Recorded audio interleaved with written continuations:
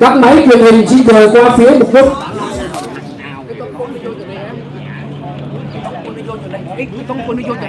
Dạ.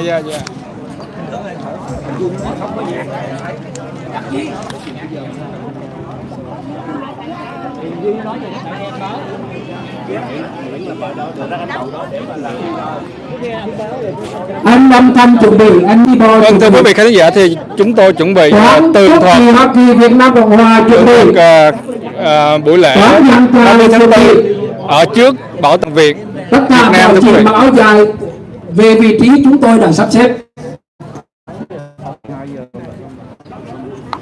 Chiến điều phương nhớ cố gắng không di chuyển thật nhiều nhé.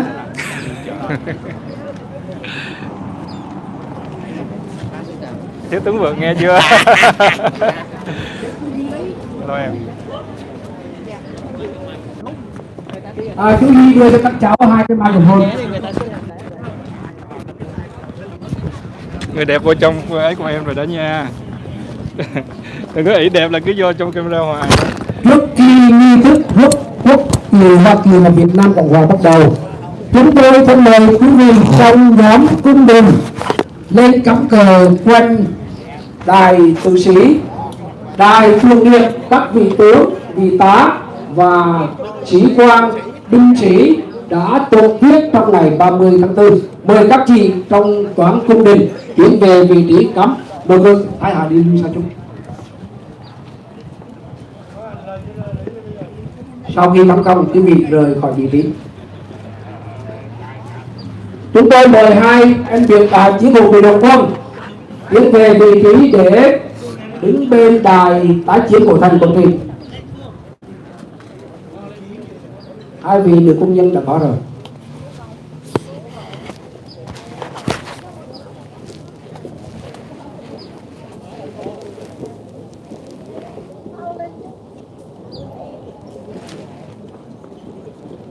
Tất cả các vị mặc áo dài xin rời khỏi vị trí gấp. Mời chị Bích rời khỏi vị trí gấp.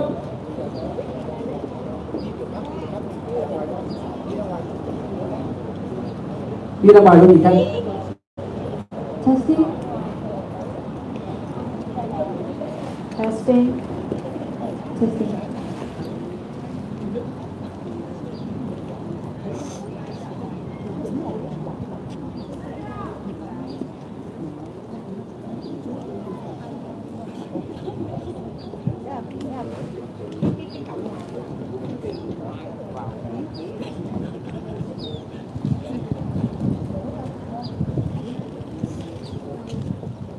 Sau đây là nghi thức khai mạc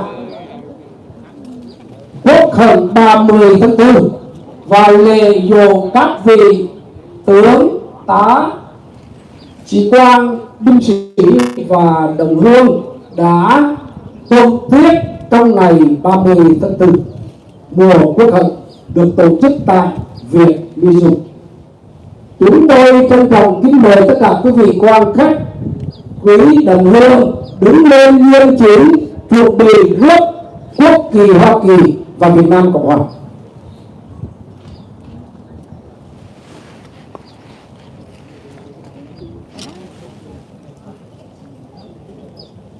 Nếu quý vị nào không có thể đứng được xin có thể ngồi cũng được, nếu bị handicap.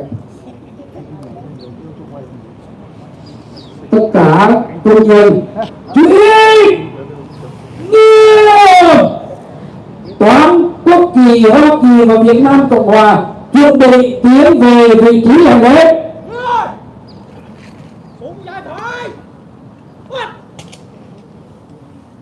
Chào tay chào.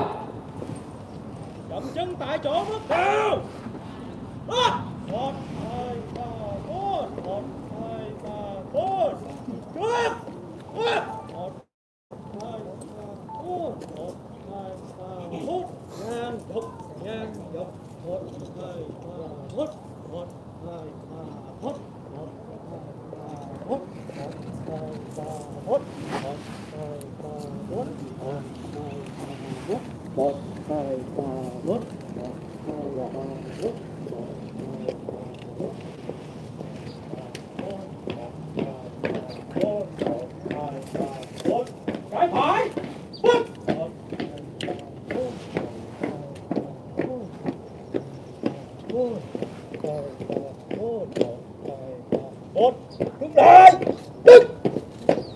Đàn tay chúc. Sau đây là nghi thức chào quốc kỳ Hoa Kỳ. Quốc ca Hoa Kỳ bắt đầu. Chào tay chào. Xuống chào. Bắt.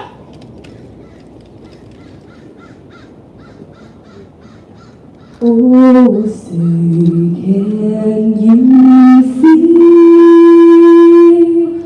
by the dawn's early light what so lovely held at the twilight's last gleaming, whose but streaks and bright stars through the perilous fights over the ramparts we watched were so gallantly streaming. And your gates were black,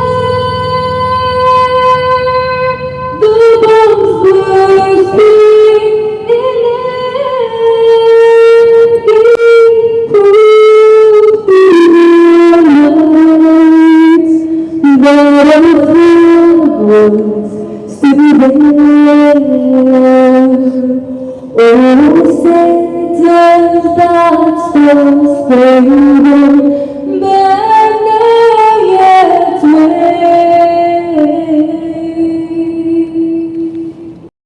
o'er the land of the brave and the home of the brave. Quốc ca Hoa Kỳ chấm dứt. Đem tay chúc. Đàn xuống. Xuống. Sau đây là nghi thức chào quốc kỳ Việt Nam Cộng Hòa. Quốc ca Việt Nam Cộng Hòa bắt đầu. Vào tay chào.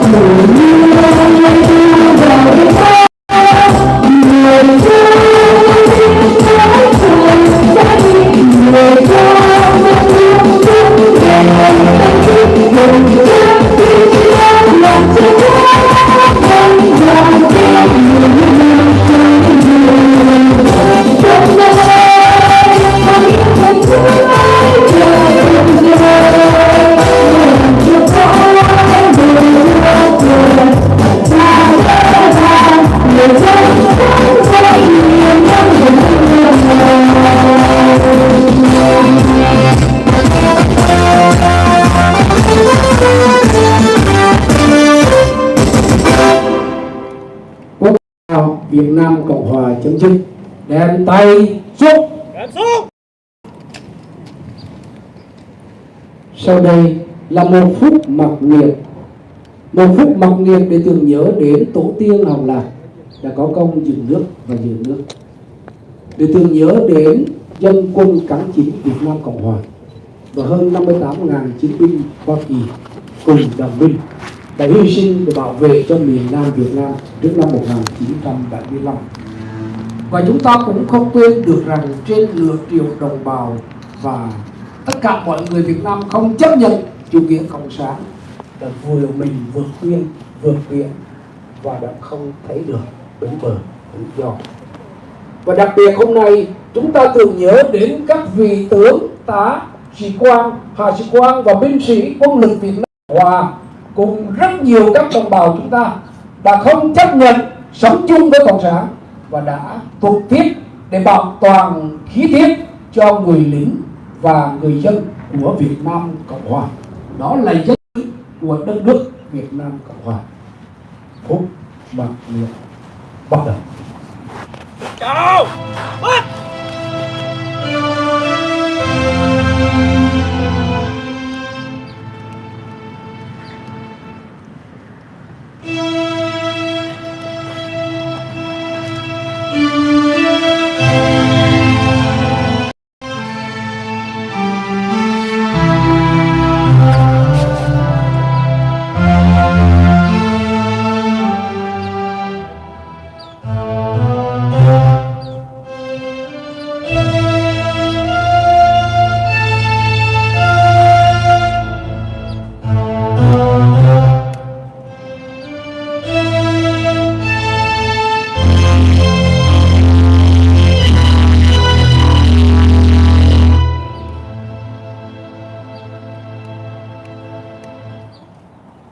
Em xuống. Xuống. Nghi thức chào quốc kỳ Hoa Kỳ Việt Nam Cộng Hòa và phúc mặc niệm chấm dứt. Tiền đưa quốc kỳ rời vị trí hành lễ. Tất cả chú ý, chào tay, chào. Quán quốc kỳ chuẩn bị. Dậm chân tại chỗ bước đầu. Bước. 1, 2, 3, 4. 1, 2, 3, 4. Trước. Bước.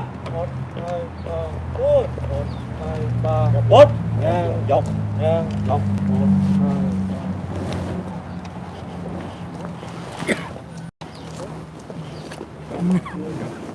3.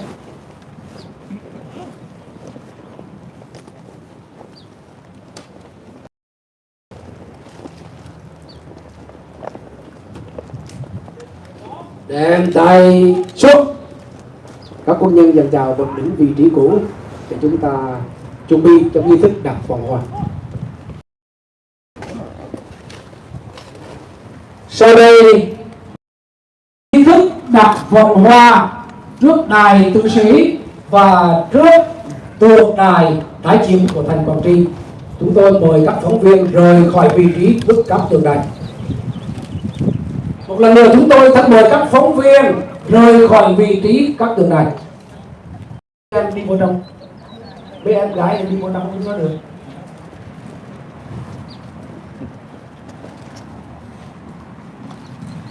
Chúng tôi thân mời các em trong hoa hậu áo dài Bắc California lên một hoa.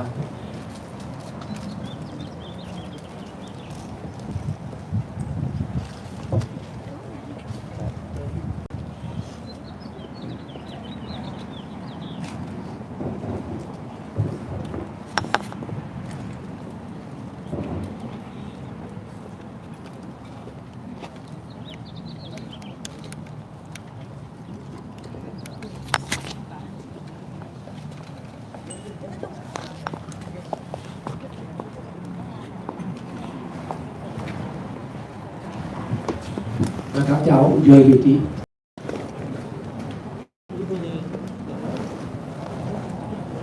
Chúng tôi trân trọng kính mời trưởng ban tổ chức cô Hoàng Vọng Phương, tôi trân trọng kính mời liên trưởng Vũ Văn Lộc và chúng tôi trân trọng kính mời chiến hữu Cao Học tiến về đứng đối diện với vòng hoa.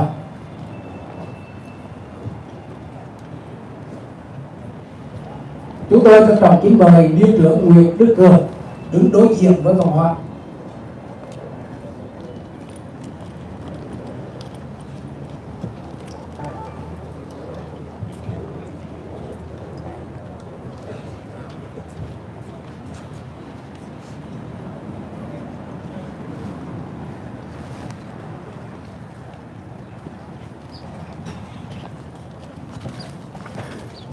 Tại chuẩn bị lễ đặt vòng hoa bắt đầu. Kênh quy được chào tay chào.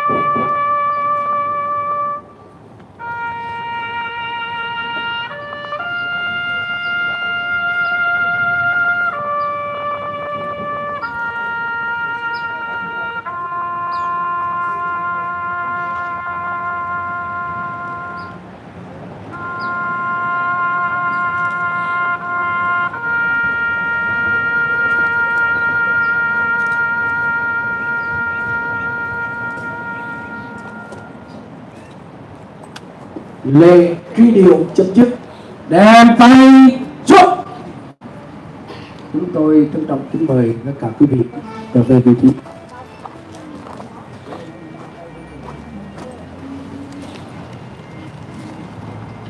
Chúng tôi trân trọng kính mời quý vị trong hội cung đình tiến về vị trí bàn thờ và chúng ta chuẩn bị thắp nhang.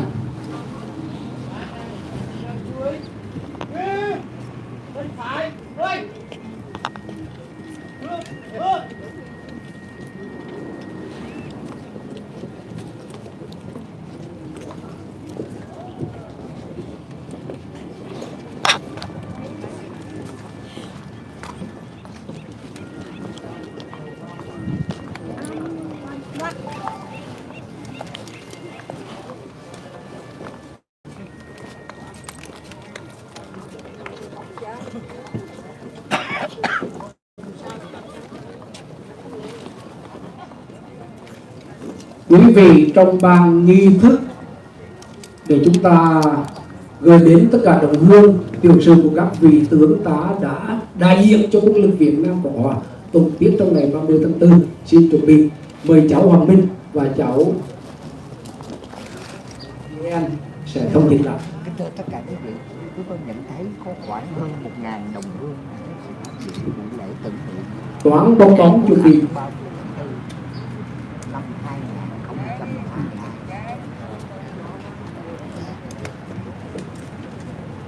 Chúng tôi thân mời cháu Hoàng Minh tiến về phía Nam Đài. Đi anh con đi đâu vậy? Ở đây vừa lấy cho con.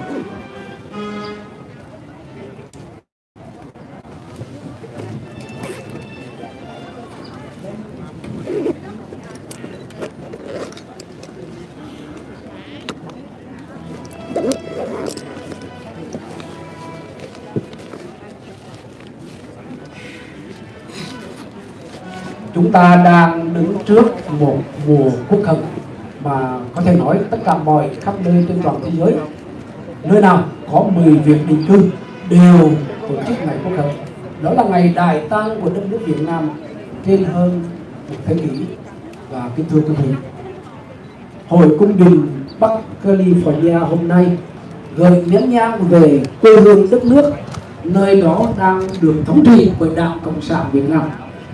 Và khi quý vị đó thắp nhang, chúng tôi đề nghị tất cả mọi quan khách chúng ta cùng đứng dậy để hướng về quê hương đất nước, gửi một nén hương lòng đến với tất cả quốc dân cán chính đã hy sinh trong ngày 30 tháng 4 1975. Mời quý vị đến phía trước thắp nhang. Chúng tôi kính mời niên trưởng Nguyễn Đức Cường. Chúng tôi kính mời niên trưởng Cao Hồng và cô Hoàng Mộng Thu tiến về trước khán đài để thắp nhang khấn vái. Một lần nữa chúng tôi thân mời niên trưởng Nguyễn Đức Cường,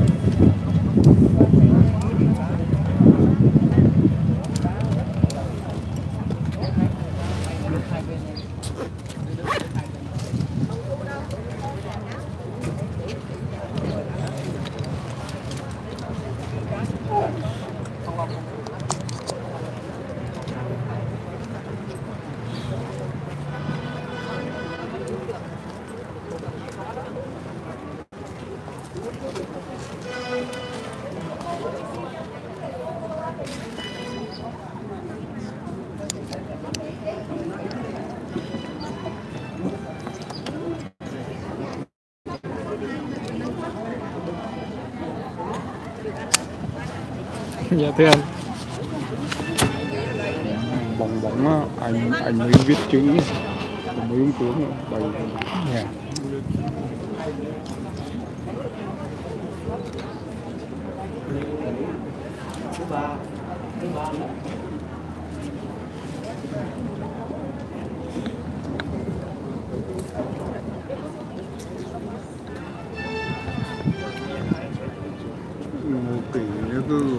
Chúng tôi mời quý vị trở về vị trí.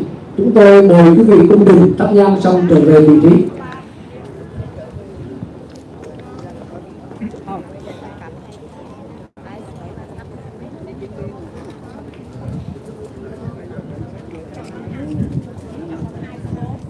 Chúng tôi trân trọng kính mời quý vị quan khách an toàn. Mời các chị cung đình thật nhanh và trở về vị trí.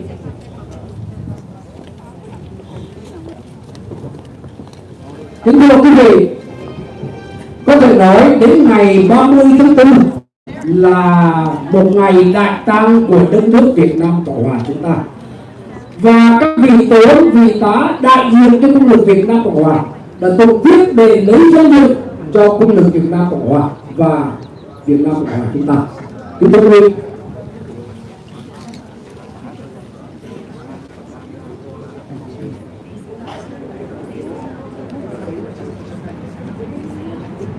và sau đây chúng tôi gửi đến quý vị nhiều sự tổng quát các vị đã trực tiếp trong ngày 30 tháng 4, và chúng tôi sẽ gửi hồn theo quả bong bóng gửi đến quý vị trên tầng mây của thế giới bên kia.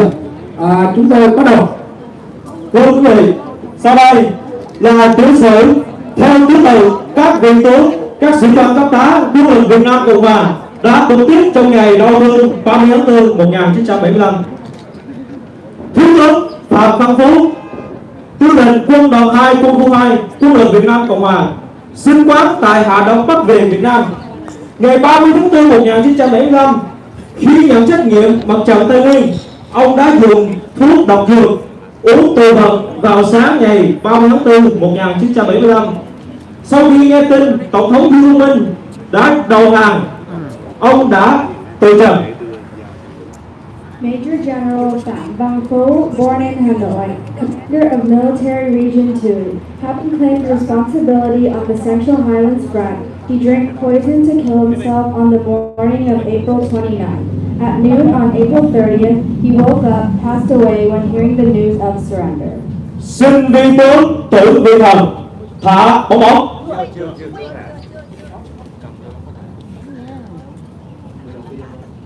Yeah, is Congresswoman Zoe Lofgren here? Anyone from the office of Congress here? Representative? I'm Việt, representing Rokana's office, Congress person. Can you come down, please? Oh, Jimmy Panada here. Okay, thank you. Congressman Jimmy Panada, District 20, please come down. And take a hold of the balloon, and then when everybody has had the balloons, then we will gather together as groups to release the balloon. So if he releases the balloon, we'll make him come up with another one. Jimmy, just don't let it go first, because you will have to come up with another one. Xin vi tướng Tử vi thần. Chuẩn tướng Lê Nguyên Vĩ, tư lệnh quân đoàn 2, tư lệnh sư đoàn 5 bộ binh quân lực Việt Nam Cộng hòa, sinh quán tại Sơn Tây, miền Bắc Việt Nam. Ngày 30 tháng 4 1975, khi nghe lệnh Tổng thống Dương Minh ra lệnh cho quân lực Việt Nam Cộng hòa buông vũ khí đầu hàng, ông đã dùng súng Beretta 6.35 bắn dưới càm tự sát tại Bộ Tư lệnh Lai Khê trưa ngày 30 tháng 4 1975. Brigadier General Lê Nguyên Vĩ, born in Sơn Tây, commander of the 5th Division, committed suicide by gun at 11 noon on April 30th at Lai Khê Base. Yes, is Senator Cortese here, State Senator? Not yet. So we'll ask County Representative Supervisor Cindy Chavez. Is she here yet? anyone, let's have let's have the mayor of San Jose, Mayor San Ricardo.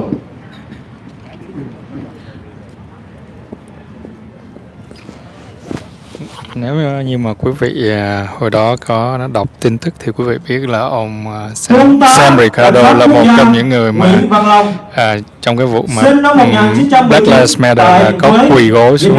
Cái này namquanng thấy quá hèn, 1975, tay này quá hèn. nghe lệnh Tổng thống Dương Văn Minh ra lệnh cho quân lực Việt Nam Cộng Hòa buông vũ khí đầu hàng, ông đã bận bộ quân phục sĩ quan. Nếu mà có bầu đừng có bầu cho ông này, nhưng mà đến trước tượng đài thủy quân lục chiến trước Quốc hội Việt Nam Cộng Hòa. Tại đó, ông đã nghiêm chỉnh chào tượng đài một lần cuối và đã dùng khẩu súng bắn vào mặt ta tại tượng đài thủy quân lục chiến.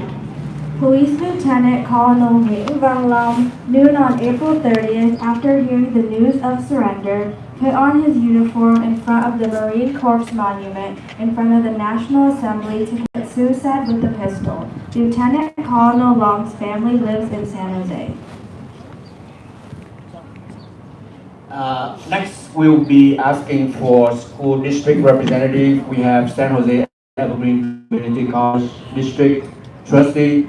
Representative is Trustee Maria Fuentes.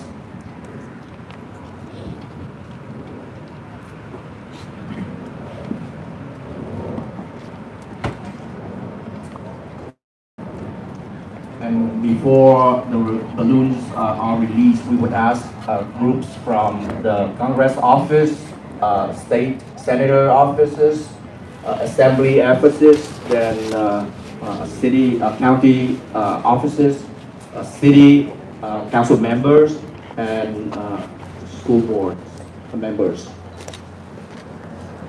Trung tướng Trần Văn Hai, tư lệnh sư đoàn 7 bộ binh quân lực Việt Nam Cộng Hòa. Ngày 30 tháng 4 1975, sau khi nghe lệnh đầu hàng của Tổng thống Dương Văn Minh và sau khi cho binh sĩ rời quân ngũ để trở về với gia đình, ông đã dùng thuốc Optalion uống nguyên ống 20 viên trong văn phòng Bộ Tư lệnh tại căn cứ Đồng Tâm, Mỹ Tho. Brigadier General Trần Văn Hai, commander of the 7th Division, drank poison to commit suicide on the afternoon of April 30th at Đồng Tâm Base. Anh xong chưa? Xong. And next we would ask to retire Major General Việt Xuân Lương.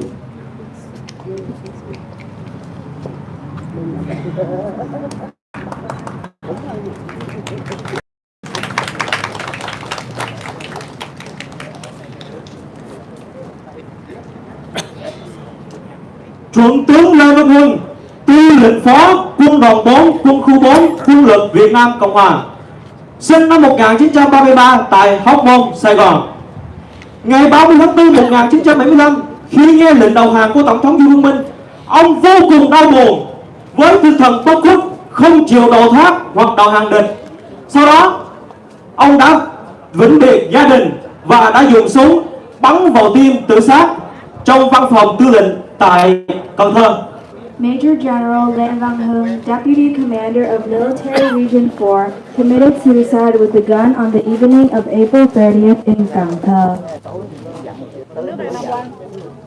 Yeah. And next, we would ask the president of the Việt Museum, founder of Việt Museum, former Colonel Vũ Văn Lộc.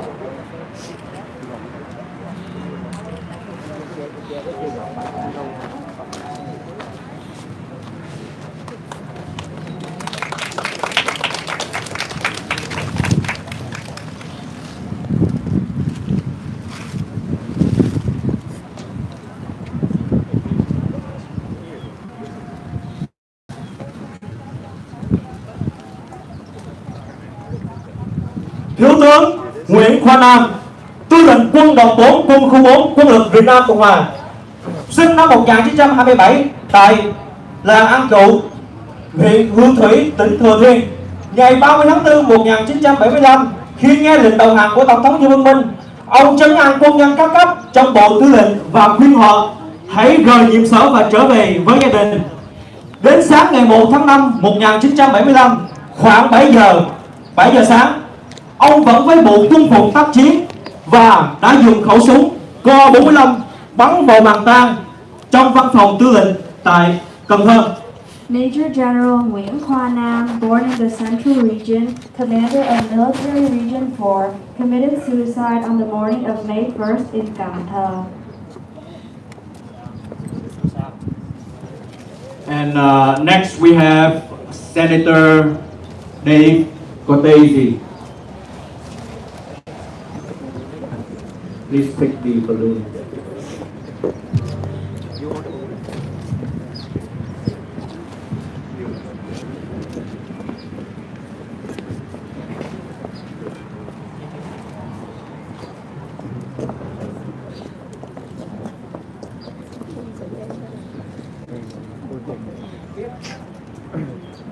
Đại tá Hồ Ngọc Cẩn, tỉnh trưởng kiêm tiểu khu trưởng tiểu khu Chương Thiền, sinh năm 1938. Ngày 30 tháng 4 1975, dù đã có lệnh đầu hàng của Tổng thống Dương Văn Minh, nhưng ông đã vẫn ra lệnh và chỉ huy tiểu khu Chương Thiền vẫn tiếp tay chiến đấu cho đến hơi thở và viên đạn cuối cùng.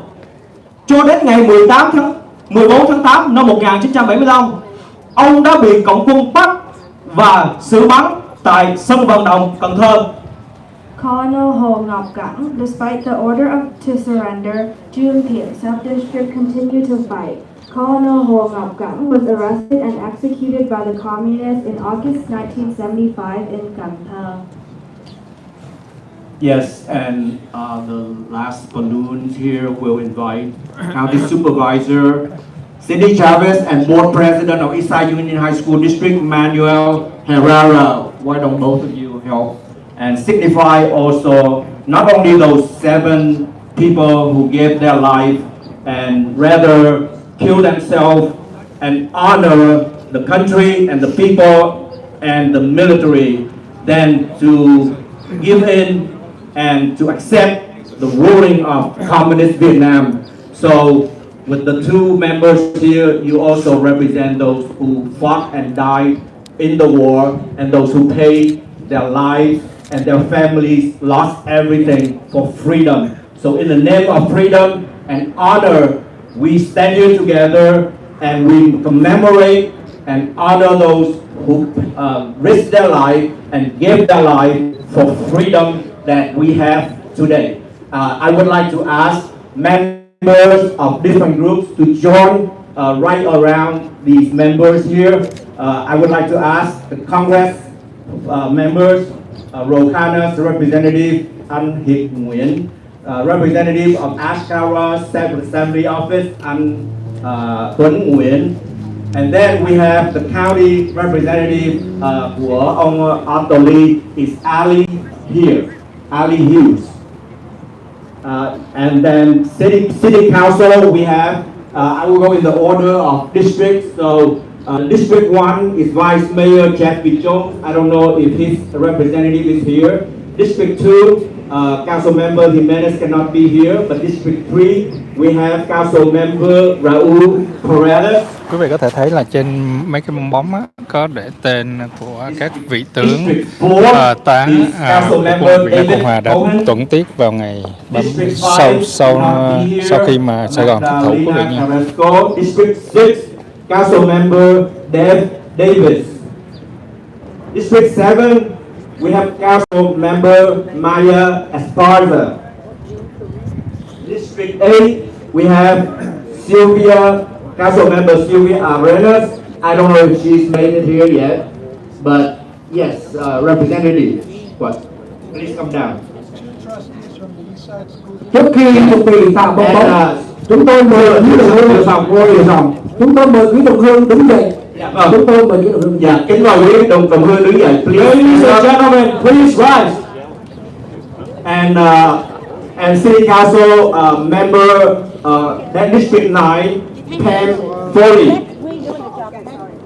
District 10, Council Member Matt Mahan, if he or his representative is here.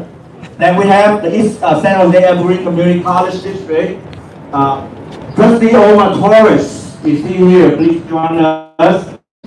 And Eastside Union High School District, we have Vice President of the Board, Lorena Chavez, and Trustee Lee, and Trustee Ryan Doe, if he's here. And certainly we have City Council of the City of Milpitas, Anthony Phan. Please come over. Thank you. And did I miss anyone from elected office? And then everyone else, please would ask certainly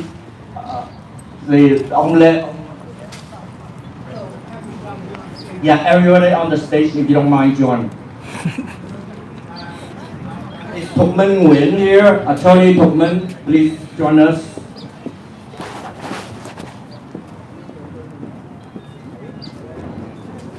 So, Kim Hồng Thu will say a few words in Vietnamese, and then I'll say in English. Oh boy. Kính thưa thì trước hết là cảm ơn quý vị đồng hương đến đây thật là đầy đủ. Cái phần thảo báo bóng này đối với chúng tôi là rất là quan trọng và quan trọng. Được xin chia sẻ với đồng hương cũng như là tất cả các nghị viên ở đây để chia sẻ cái tinh thần của chúng ta cũng lúc nào nhớ tới những người đã hy sinh vì Tổ quốc. Các tinh thần rồi.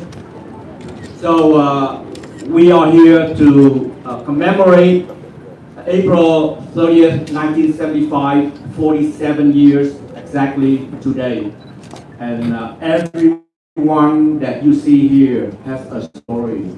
Please take the time to listen to their stories, because one is not as bad as the others, and you will be able to relate, understand how America was built by immigrants from all over the world, and all have paid dear price for freedom.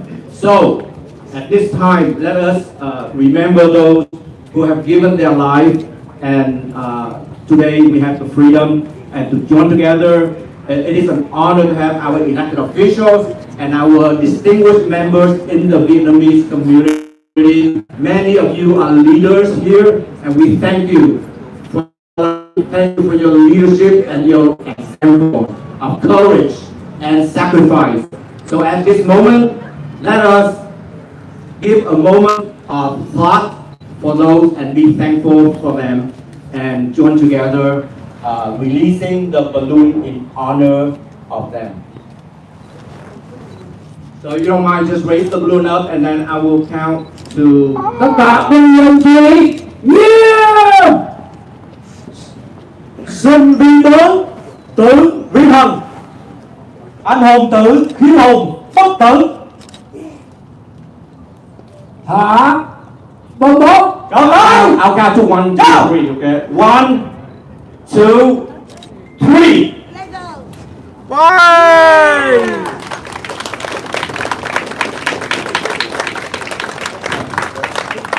Thank you. Bóng bay lên này. Cảm ơn quý vị. Kính mời quý vị an toàn, và chúng ta sẽ được nghe một vài lời chia sẻ từ những vị khách của chúng ta. At this time, we would ask you to go back to your seat over here, and we have a quick introduction, and we invite you to have a few words to share in this moment. So please take a minute to get into the shade area. Và nếu được quý vị, trong những ánh nắng nóng như thế này và trời đẹp, thì chúng ta cũng rất là biết ơn trời cho một cái buổi đẹp. Nhưng mà nếu quý vị nóng thì kiếm bóng mát để chúng ta có thể cùng cái thời giờ này để tâm tình với nhau, chẳng những từ cái kinh nghiệm của sao phải ông Đại sẽ đi xuống跟mình vậy trong cái ngày 30 tháng 4 và cái cuộc chi trả của chúng ta. em thấy em nhiều năng lượng quá, energy nhiều quá, anh thấy em già anh quả em chạy ngày mấy cái rồi chúng ta. Okay, at this time,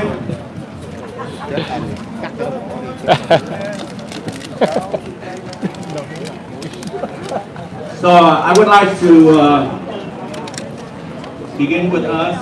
Right now we are, in fact, earlier than scheduled. We are at 12:51, and we are having ourselves a little more time, so that's wonderful. This part, thưa quý vị, cái phần này là phần chia sẻ những tâm tình, và Sam sẽ mời những vị quan khách ở chúng ta, đặc biệt là những vị dân cử, là những vị đại diện cho chúng ta từ quốc hội, từ tiểu bang thượng viện, tiểu bang hạ viện, và chúng ta có giám sát, ban hội đồng giám sát là Board of Supervisors, cũng như hội đồng thành phố và các ủy ban, các hội đồng quản trị của các trường học rất quan trọng trong cuộc sống của chúng ta, như là San Jose Evergreen Community College District, là trường San Jose City College và Evergreen Valley College, đồng thời là trường mà có tới 25% người Việt chúng ta, học sinh đang học trên 5.000 em, đó là Eastside Union High School District. Thành ra đây là dịp mà chúng ta có thể nghe những tâm tình của họ, bởi vì họ là những người quyết định những chính sách mà nó ảnh hưởng tới đời sống của chúng ta hàng ngày. Rất quan trọng, từ cái số tiền chúng ta đóng thuế cho tới những cái dịch vụ mà họ cung cấp cho chúng ta, và những cái đối phó của họ đối với chúng ta rất là quan trọng, để chúng ta có những vị lãnh đạo này, họ hiểu chúng ta, họ thông cảm được chúng ta, và họ có biết tận tình để mà giúp đỡ chúng ta. Đó là điều mà chúng ta cần làm việc một đời sống tốt đẹp cho chúng ta hơn ở tại, cũng như cho con cháu của chúng ta. Đồng ý không quý vị?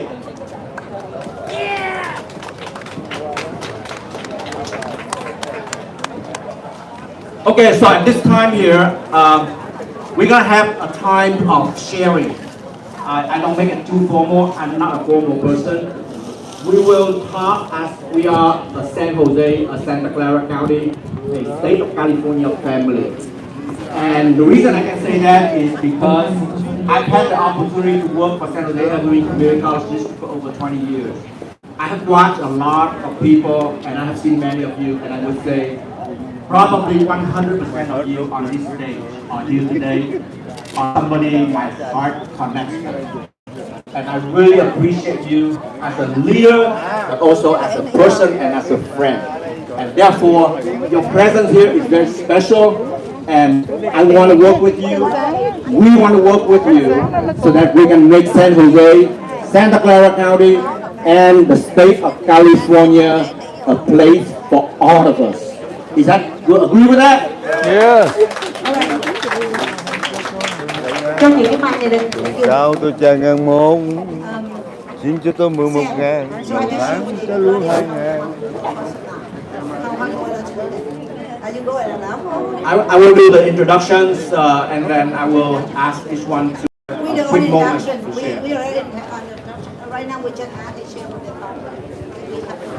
Okay, so let me begin with in the order that I think protocol. We go with federal first, right? So everybody is important, but thưa quý vị, theo thể thức thì thường là văn phòng của liên bang, rồi tới tiểu bang, tới quận hạt, tới thành phố, rồi tới các trường học sẽ thay phiên để mà nói chuyện. Cho nên thì giờ để bắt đầu, Sam xin kính mời một đại diện của cộng đồng Việt Nam của chúng ta, mà chúng ta cũng là có khách ở đây. Xin ông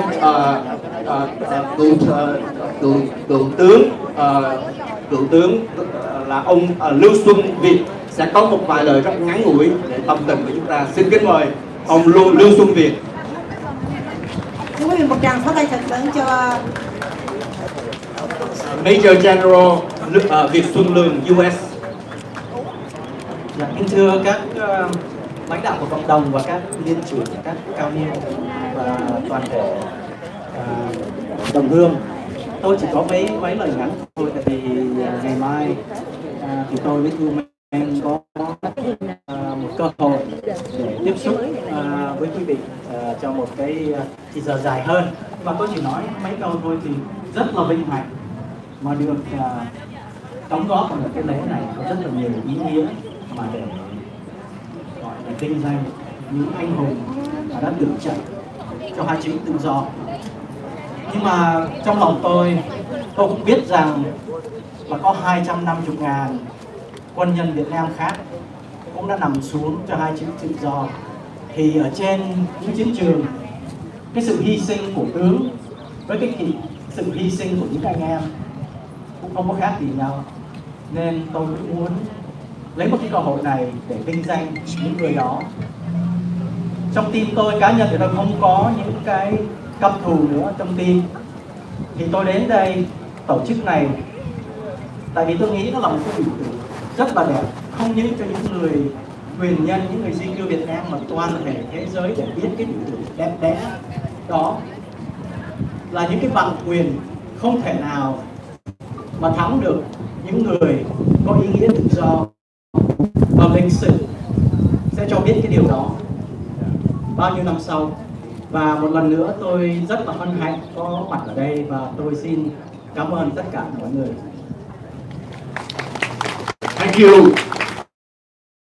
U.S. Major General Việt and one of the things about Vietnamese culture is you respect the elders, and I know probably all of us, our cultures, never forget and never disrespect our elders. So today, as a respect to our elders, a representative not only in age, but also in the military service, and not only that, but contribute a lot to the community of San Jose since 1975 through IRCC, a non-profit organization helping the community make it in America. And that is former Colonel Vũ Văn Lộc. Có vài lời chúng ta. Thưa toàn thể quý vị, tôi rất là hân hạnh được mời Thiếu tướng Lương Xuân Việt về đây để thăm Việt Museum. Và thưa quý vị, tôi xin nói một cách vắn tắt là cách đây 4 vào đúng ngày hôm nay có một cậu bé 9 tuổi sinh ra ở Biên Hòa, rời khỏi nước đi sang Mỹ. Ngày hôm nay cậu bé 9 tuổi đó đứng ở đây, cậu ấy đã làm những chuyện gì trong những năm qua.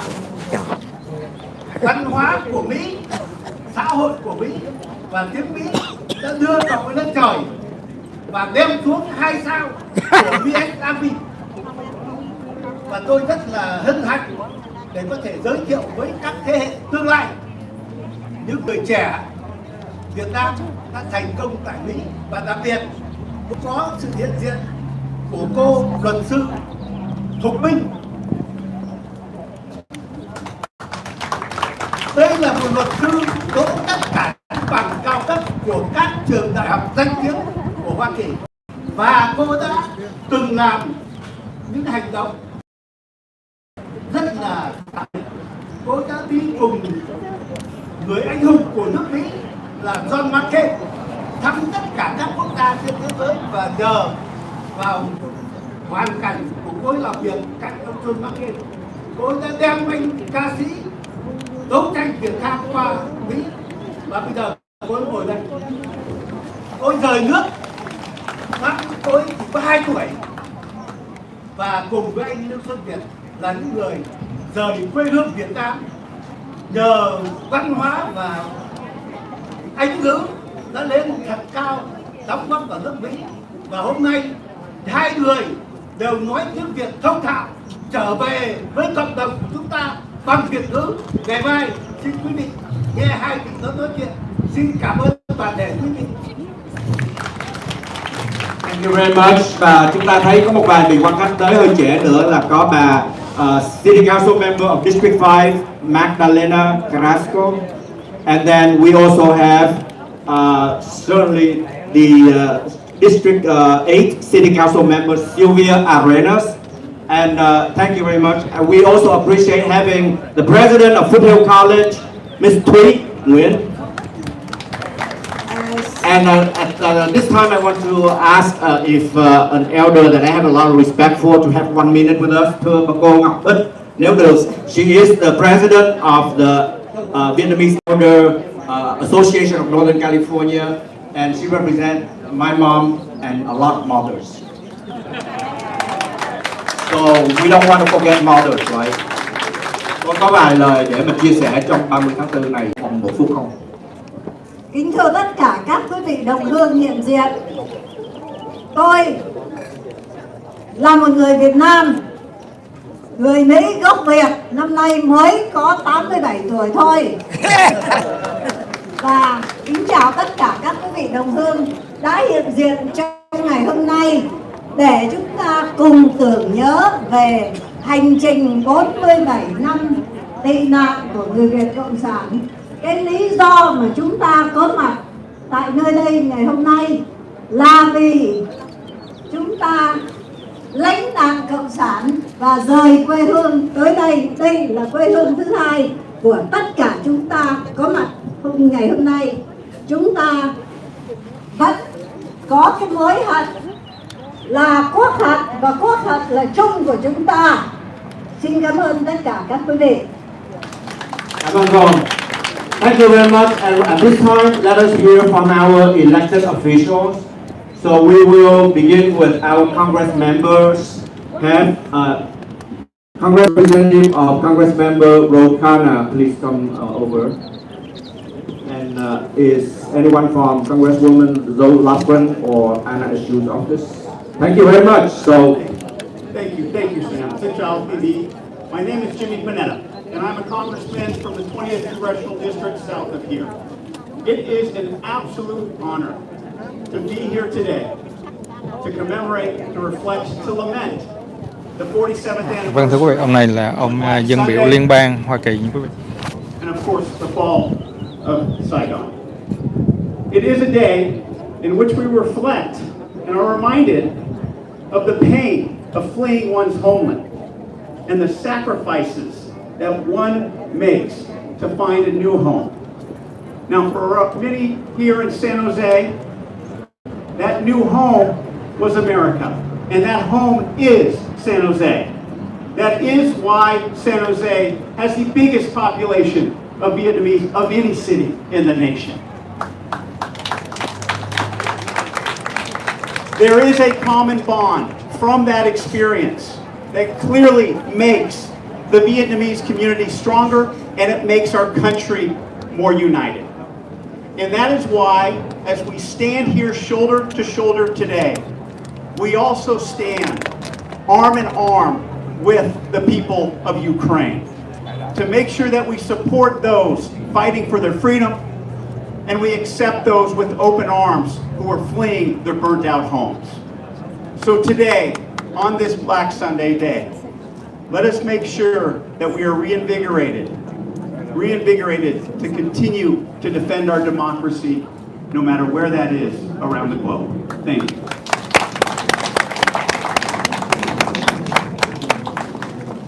Thank you, Congressman Jimmy.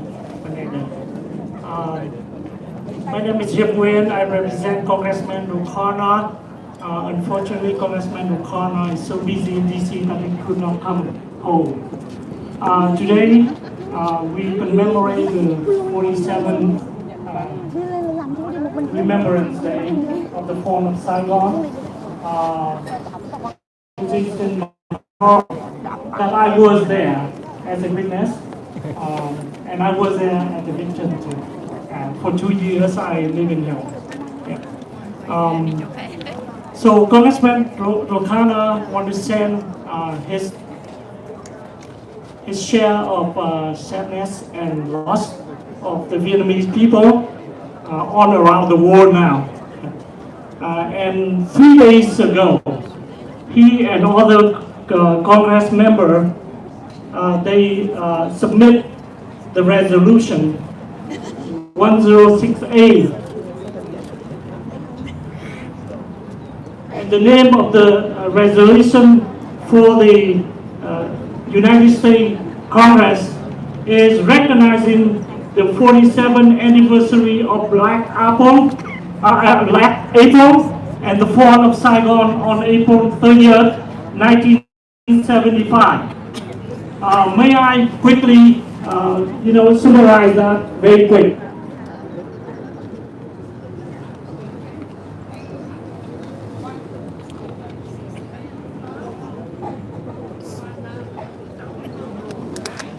It has 5 points. Number 1, recognizes the significance of the 47th anniversary of Black April and the fall of Saigon on April 30th, 1975.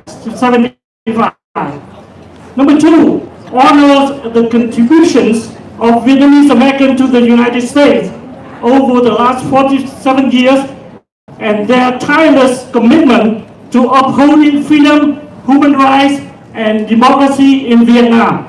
Number 3, honors the service of members of the United States Armed Forces and the South Vietnam Forces who fought in Vietnam, including those who gave their lives.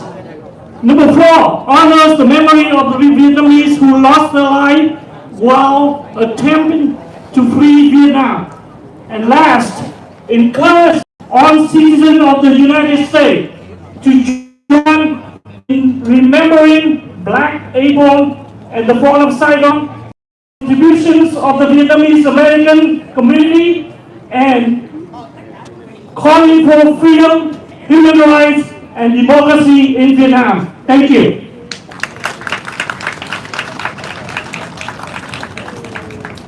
Thank you very much, Congressman Jimmy Banana and Anh Hit Nguyen, who will come out of office. Mr. Hit Nguyen, you owe me lunch for taking a little longer than you should. So everyone who take as long as Anh Hit will pay lunch for me. Okay.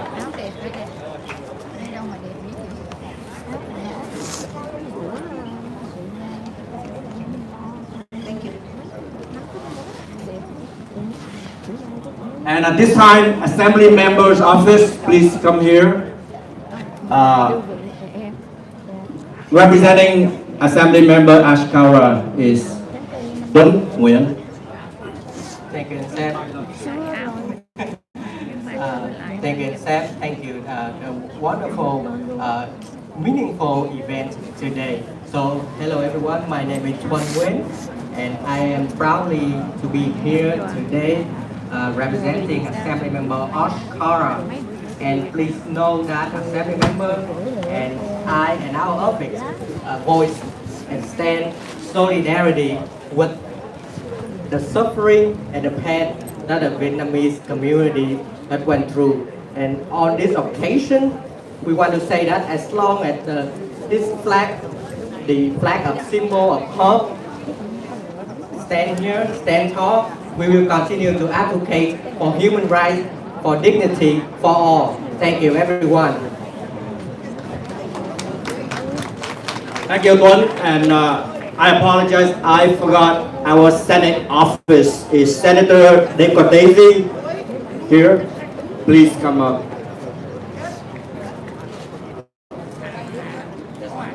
Senator Daisy, over here, please. Thank you, Sam. I want to thank you, Sam, and Megan Williams, and Locke Vu, and everybody who keeps this tradition up. Thank you all very much. This is obviously a very serious day. It's not a day of celebration. It's a day of remembrance. It's a day of memorial. And I'm old enough to remember what we're memorializing. I'm 65 years old, so I was here at 47 years old with a draft card waiting to see if I would be called sometime, and then a year later, the fall of Saigon. But I am here today representing the California State Senate. And the California State Senate, by unanimous vote, declared Black April Memorial Month. And this resolution is what was voted upon, and I want to deliver it today to the organizers as an official recognition by the state of California for this day and the sacrifices that so many, over 500,000 people together, U.S. GIs, many soldiers, veterans from the Republic of South Vietnam, but also civilians, women, children who lost their lives. Thank you all for the sacrifice to defend freedom, human rights, and democracy. Thank you. Thank you, Dave. I'm going to share with my industrial friend. We the one who the morning, the first day when we think about it, we'll talk to you and get to see about it. Do come up here, please. And then Quinn, the one from ICANN, she come up to me, she said, sister, why don't we do the bill for the Vietnamese History Month for the younger generation to carry on? So Quinn and Hakutu, will you receive that? It's your job. Keep it on. Yeah. And this time, let's invite County Board of Supervisors, Representative Supervisor Cindy Chavez, and anyone from Office of Otto Lee, Ali, and also Chief of Staff Betty Yu. Please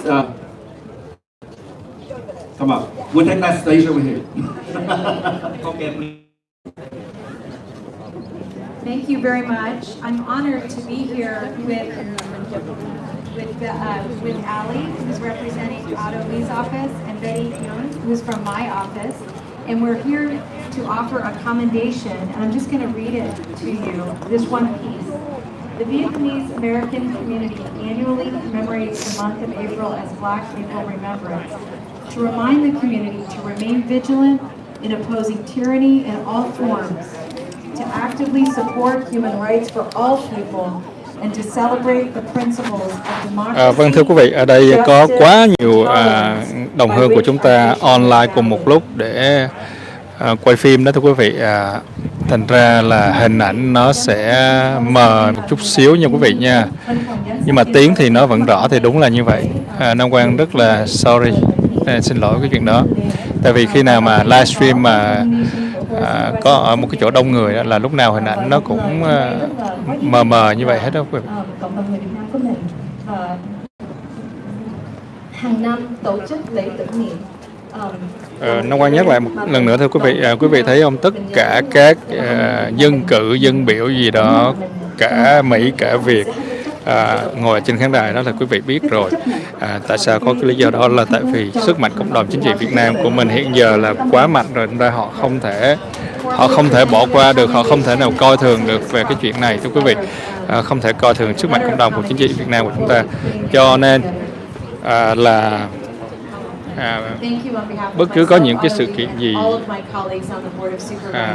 quan trọng của cộng đồng Việt Nam của chúng ta thì họ đều có mặt và có mặt đầy đủ để mà kiếm phiếu. Phải nói là như vậy thưa quý vị, chắc chắn là như vậy, chỉ nói là kiếm phiếu thôi. Thành ra chúng ta phải ý thức được cái việc đó mà tranh thủ vận động khi mà chúng ta có những cái vấn đề gì đó mà chúng ta cần thiết, thì đó là những lúc chúng ta cần sự giúp đỡ của họ. Sam Ricardo and Mayor, I know that you have a whole army with you, so let me just bring them all up. First of all, the third district council member Raul Perales, please come over. District 4 council member David Cohen. District 5 council member Magdalena Carrasco. 6 council member Dave Davis. 7 council member Maya Esparza. 8 council member Sylvia Arenas. 9 council member Pam Foley. And 10 council member Matt Mahan. And we'll have, of course, our mayor first, and then we'll go according to the order. Cảm ơn Sam. Xin chào quý vị. Tôi là Sam Ricardo. I wanted to ask my colleague Tree Nguyen if he's here. Sure, Tree. My colleague from the mayor's office, Tree Nguyen, will help to translate. Thank you all for being a part of this very important moment to commemorate Black April. Dạ, xin chân thành cảm ơn tất cả quý vị đã đến đây ngày hôm nay để tham dự cái chương trình rất là quan trọng này. It's in the darkest of nights that we can see the stars most clearly. And if we focus on those stars, they help illuminate our path forward. Thì trong những cái đêm tối thì mình mới thấy được những cái ngôi sao sáng, và khi mà mình nhìn thấy những cái ngôi sao sáng đó thì cái ánh sáng đó sẽ cho mình biết được cái đường mà mình nên đi. On this very sunny day, of course, we won't see the stars, but we've released balloons in the air. These are our stars. These patriots who have sacrificed and given so much for freedom and democracy. They illuminate our path many years into the future.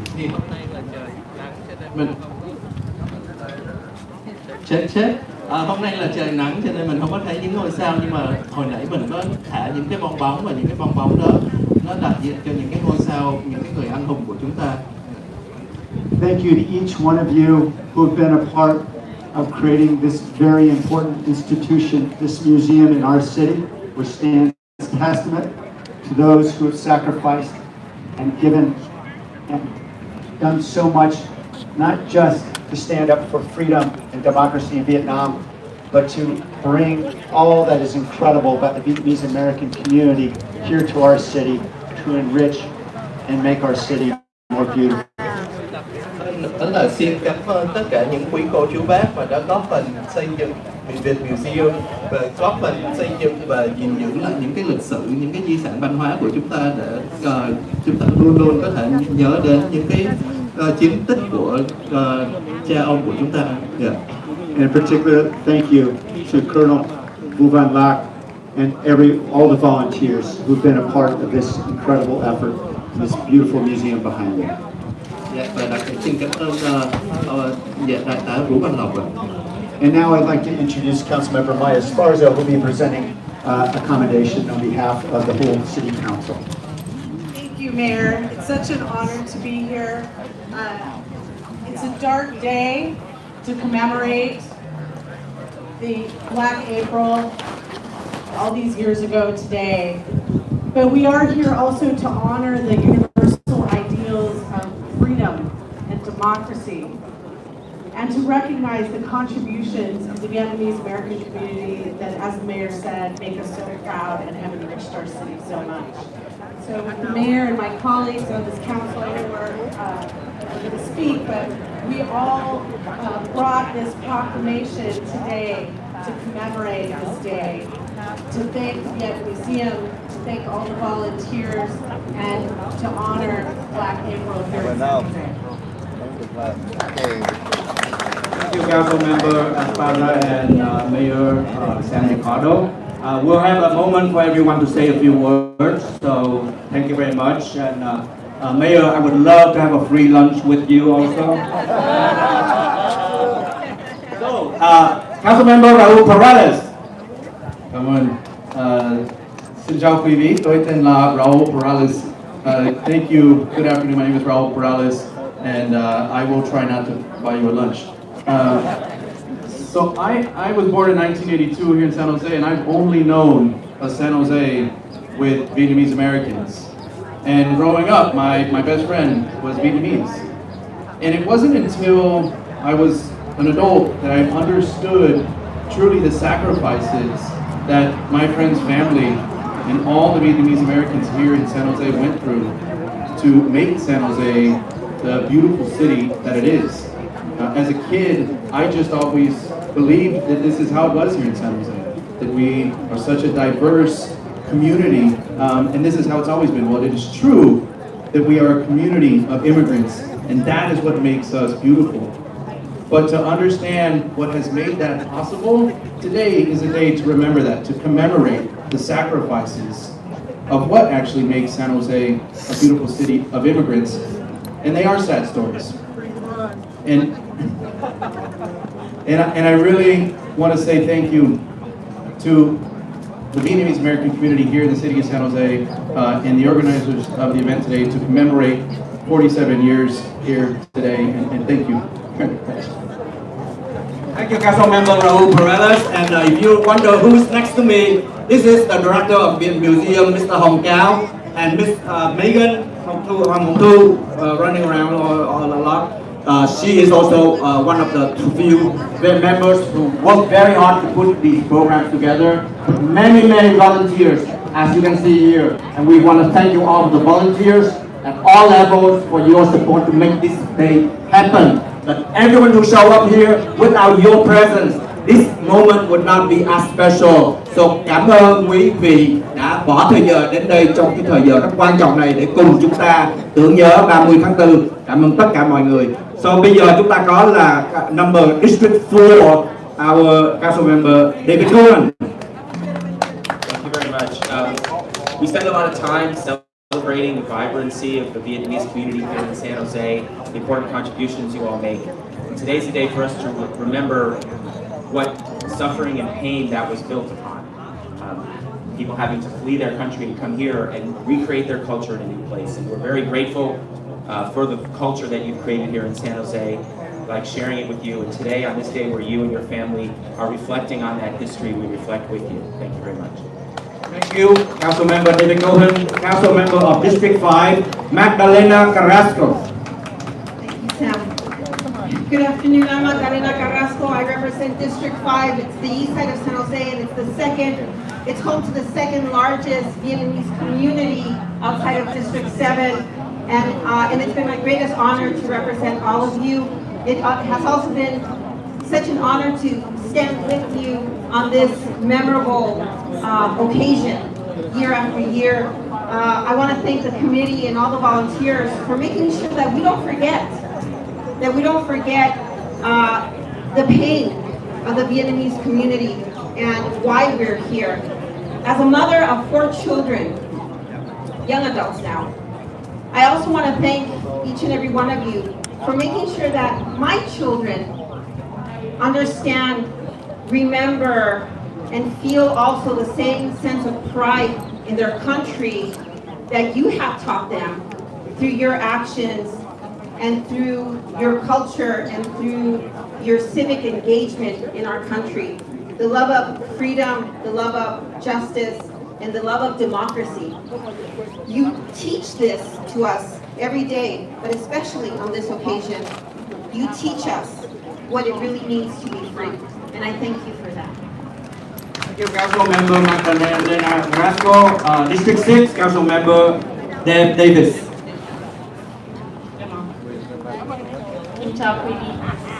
My name is Deb Davis. I represent District 6 in San Jose, and I am so thankful to live in a place where we acknowledge the most painful parts of our history. We really must reflect on our past to be able to move forward in a positive way. And today we honor the people who gave their lives for freedom, and we remember and mourn the soldiers and family members that we lost 47 years ago.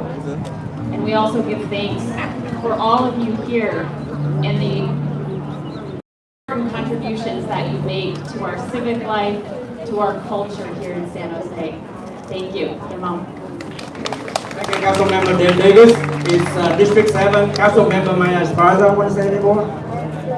You already spoke. Thank you very much. I'll make somebody pay your lunch. District 8, Council Member Sylvia Arenas. Xin chào quý vị. I'm Council Member Sylvia Arenas, and thank you so much for having me here.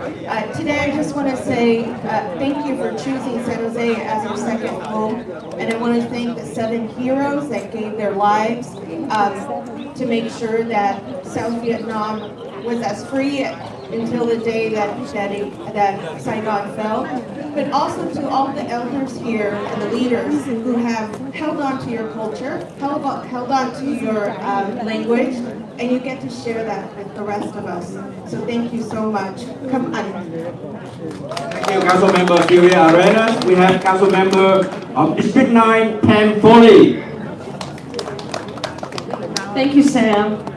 So I'm a little bit older than some of my colleagues, so I actually remember the fall of Saigon. I was 15 years old in high school, and we were starting to learn and study about it. I also remember refugees coming to my high school who then came into some of my classes, and I particularly remember one young woman who was in my French class and spoke French flawlessly, and I didn't. So I'm honored to be here to listen to your stories and your sacrifice and the sacrifices that you made. Vâng, thưa quý vị, bà nghị viên này bà nói là bà lớn tuổi hơn mấy người ở trong hội đồng thành phố San Jose một chút. Bà vào ngày mà Sài Gòn mất đó thưa quý vị, thì là bà lúc đó là 15 tuổi, thì bà nhớ là có một có bạn người Việt Nam đi vào trong lớp, và những người đó thì nói tiếng Pháp mà bà không nói được tiếng Pháp. It's an honor to stand here with my colleagues to commemorate this solemn day and the loss and sacrifice that so many made to preserve freedom. And it's, of course, a story that is played out throughout human history. To this day, I've heard the stories of my wife's family fleeing Cuba when the communists took over. And now today we see the struggle for freedom in Ukraine. And I think part of what I value about the Vietnamese community's commemoration of Black April is that it's an opportunity for our whole city to reflect on the value of freedom and self-determination and our democratic values. And so I just want to express our gratitude for the opportunity to reflect on those eternal values and to recommit ourselves to ensuring that we live in a world where people are free and have choice and have self-determination. So thank you for this opportunity. Và thưa quý vị, anh chàng nghị viên trẻ này là anh nói là gia đình anh đến từ Cuba, thưa quý vị. Và anh cũng biết được cái giá của tự do dân chủ là như thế nào. Quý vị biết là Cuba cũng là một trong những nước cuối cùng vẫn còn chế độ sau chủ nghĩa giống như là Việt Nam và Bắc Hàn, phải không quý vị?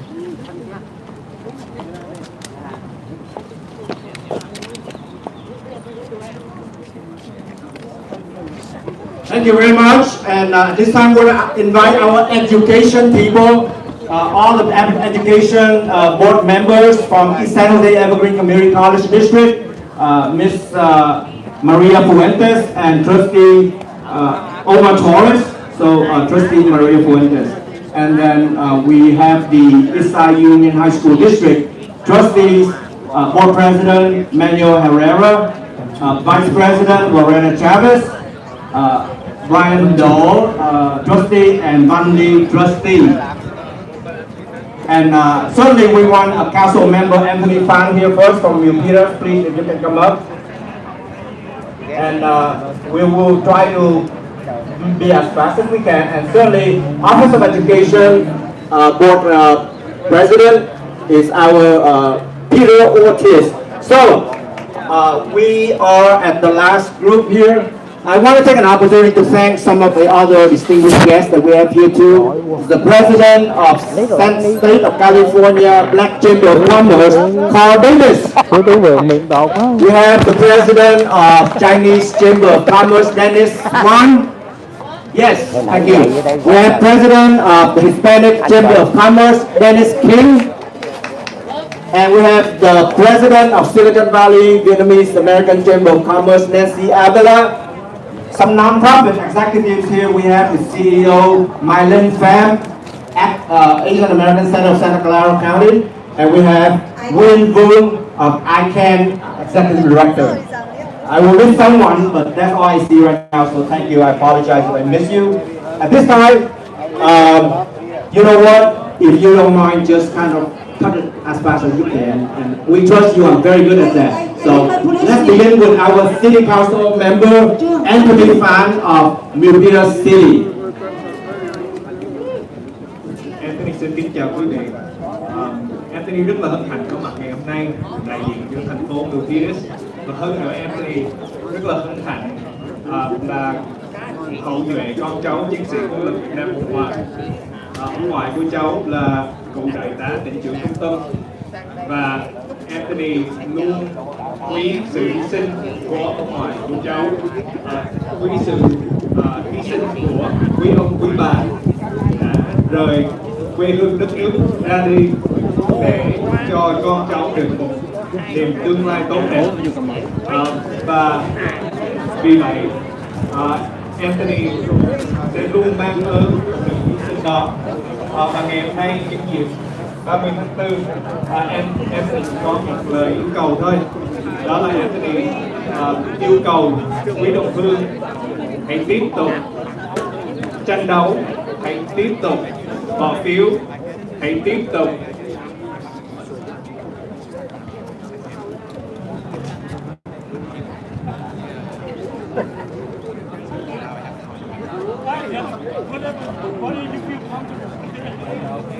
tranh đấu, hãy tiếp tục vận động, hãy tiếp tục bỏ phiếu.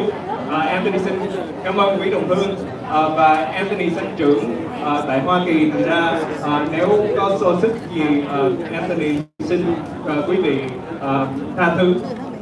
Và thay mặt Hội đồng thành phố Milpitas, Anthony xin gửi bản văn khen cho ban điều hành.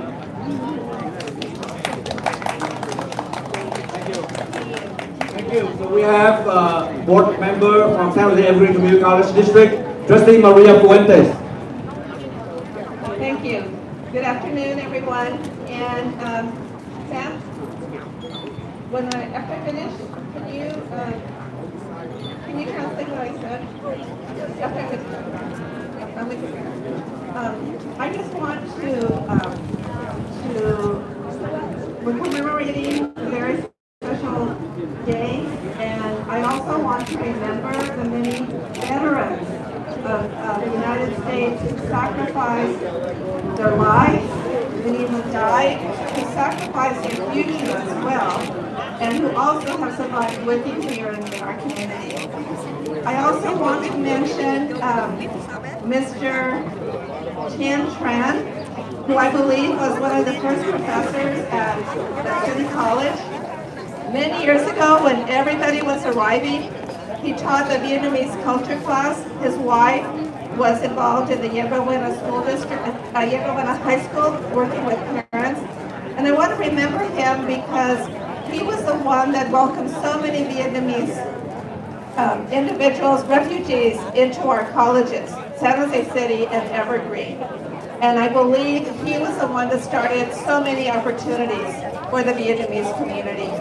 And I want to also thank you, all of you who have been part of our colleges through all of these years. Thank you. Có 3 điểm chính mà bà Maria Fuentes chia sẻ với chúng ta. Thứ nhất là cảm ơn cho những vị anh hùng, binh sĩ Hoa Kỳ cũng như là Việt Nam đã chết trong chiến trận Việt Nam tranh đấu cho tự do. Điểm thứ nhì là bà cho biết rằng là bà cảm ơn ông thầy tên là Tiến Trần, là một trong những vị thầy đầu tiên ở tại San Jose City College, đã đem nhiều dịch vụ và giúp đỡ cho cộng đồng chúng ta khi chúng ta mới đến Mỹ từ năm 75. Và thứ ba là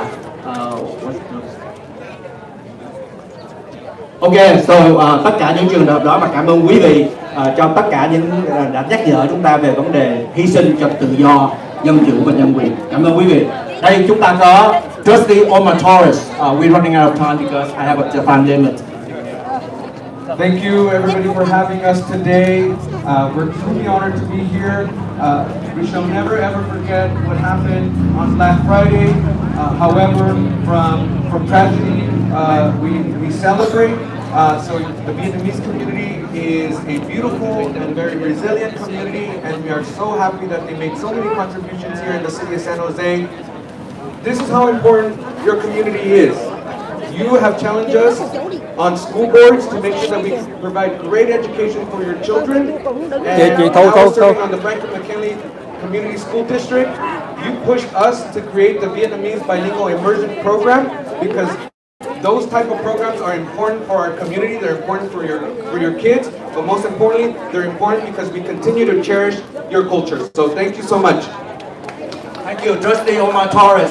Và ông cảm ơn quý vị đã đem lại cái sức sống cũng như là cái tinh thần tranh đấu cho tự do, dân chủ và nhân quyền ở tại đây. Đây ông Trustee của Office of Education, Peter Ortiz. Thank you so much. Good job, QUİNG. Hello everyone, my name is Peter Ortiz. I have the honor of being your president on the Santa Clara County Board of Education. It's a privilege to join and share space with our Vietnamese American community to commemorate and remember those who lost their lives since the fall of Saigon and Black April. You know, I stand in solidarity with our Vietnamese American community. You have a beautiful and thriving culture, your business community, your amazing restaurants. You truly make Eastside a thriving community. I have the honor of also representing this area in my trustee area 6, which includes both Allen Rock and the Franklin McKinley School Districts. You have my support, and I will continue to advocate for us teaching the many contributions of the Vietnamese American community in our classrooms. Thank you. Thank you very much. Vice President of Eastside Union High School District, Lorena Chavez. Good afternoon. It is a pleasure to be here with each and every one of you. I am proud to serve at Eastside Union High School District. Today is a very important day where we remember our struggles. But I want us to also look forward and think about our future generation. I, along with my colleagues at Eastside, are committed to supporting our students, the biggest Vietnamese population in San Jose, to make sure that they get the best education possible. That is our commitment to you. Thank you. Thank you, Lorena. And we have Văn Lê, Trustee. Kính thưa tất cả quý vị và Vân Lê là ủy viên giáo dục học khu Eastside. Hôm nay xin cảm ơn ban tổ chức đã tổ chức cái ngày quốc thần để tưởng niệm đến tất những người đã hy sinh để cho cộng đồng của chúng ta. đến ngày hôm nay. Và cái điều mà Vân Lê rất là hãnh diện là Vân Lê cùng với những người ủy viên giáo dục trong học khu Eastside đã chấp thuận cho cái nghị quyết cờ vàng 3 sọc đỏ đầu tiên trong hồng khu cũng như đầu tiên trong tiểu bang California và trên toàn nước Mỹ. Đó là điều hãnh diện của Vân Lê. Và ngày hôm qua chúng ta đã có một cái buổi lễ chào cờ tại trường William, là buổi lễ chào cờ đầu tiên cho các em học sinh ở trong trường William. Vân Lê luôn luôn hỗ trợ các lớp tiếng Việt cũng như để giữ lại trường Việt và cũng như là giữ lại những cái tiếng Việt mà còn là tiếng Việt và còn có nước Việt.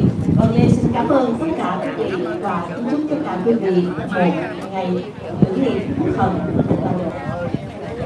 Thank you, Vân. And Board President of Eastside Union School District, Manuel Herrera.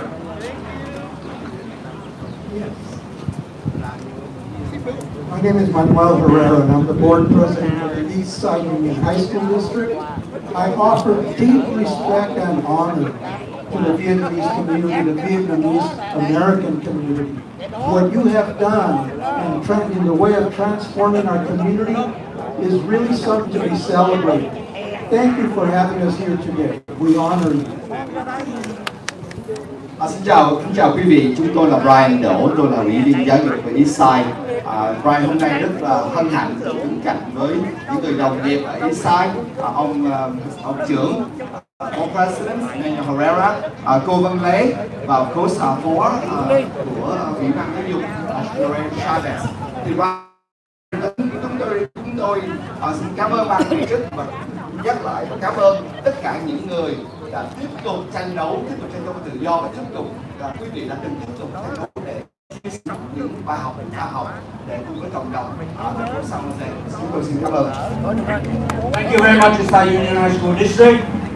Cảm ơn quý vị đã cùng chúng ta ở đây. Chúng ta sẽ có lời kết thúc từ chị Hoàng Mộng Thu, nhưng mà đồng thời chúng ta cũng cảm ơn những vị trong cộng đồng chúng ta rất là đắc lực như là chị Nguyên, anh Tâm Trương là đại diện cho văn phòng của ông cảnh sát trưởng Anthony Mata, anh Tâm Trương, và President của Foothill College là Thúy Nguyễn, và CEO của Asian American Center of Santa Clara County là Mỹ Linh Phạm, và anh biên đoàn là Captain của Fire Department chị Hồng Thu. Cho chị Hồng Thu một tràng vỗ tay, chị bỏ rất nhiều công sức để tổ chức buổi này với anh Hồng Cao. Cảm ơn quý vị.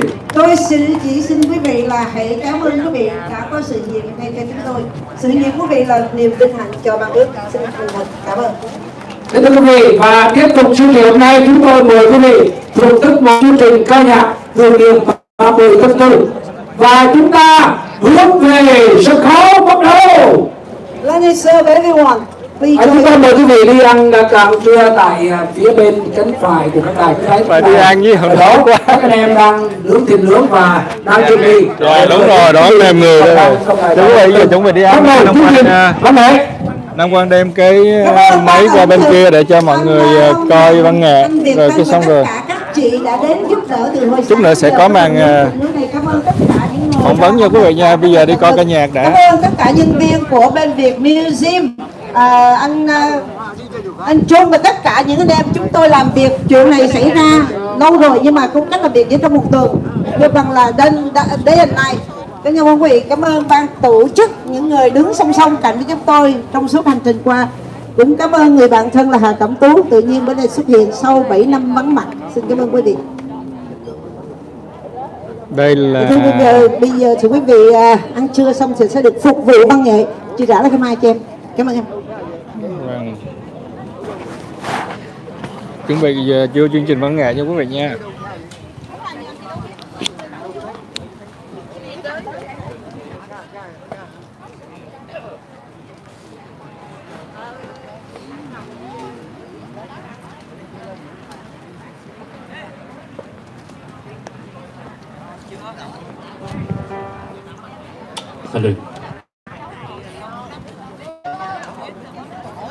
Và kính thưa tất cả quý vị quan khách, ngay bây giờ thì chúng ta sẽ bắt đầu chương trình phần văn nghệ. Và để mở đầu chương trình này, chúng tôi xin được trân trọng kính mời tất cả quý vị chúng ta hướng mắt về phía sân khấu để chúng ta tưởng niệm lại giây phút cuối cùng của Thiếu tướng Nguyễn Khoa Nam, tư lệnh quân đoàn 4, quân khu 4. Trong những phút cuối cùng này thì ông đã quyết đấu.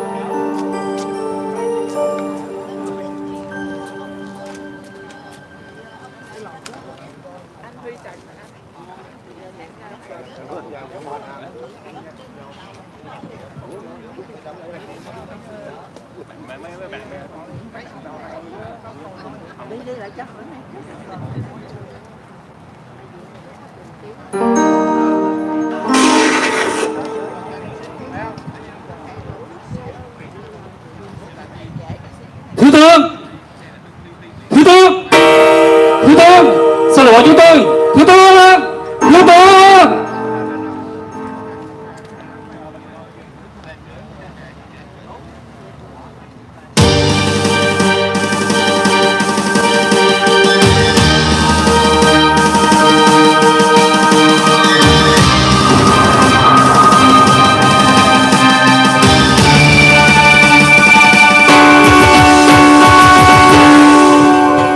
Nhắm mắt lại anh có còn nhìn thấy quê hương buồn giờ phút thê lương.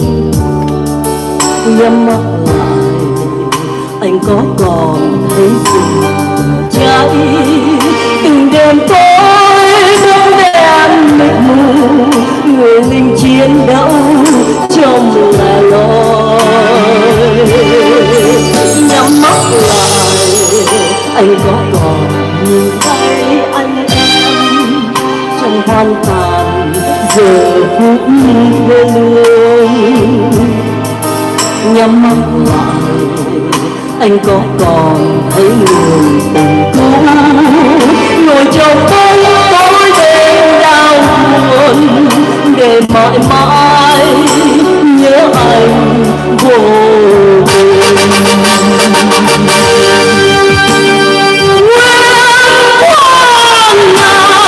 Tình em tuần tiết thương chết theo thành ngàn năm bất khuất muôn đời ghi danh.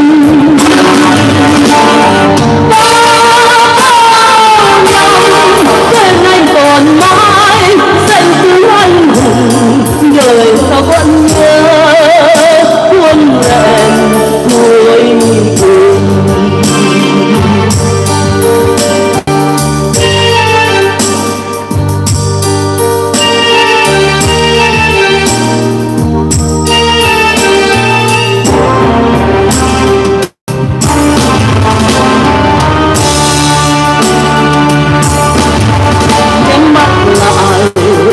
Anh có còn nhìn thấy quê hương buồn giờ phút thê lương. Nhắm mắt lại anh có còn thấy lửa cháy từng đêm tối cũng đêm đàn mình để mãi nhớ anh vô cùng.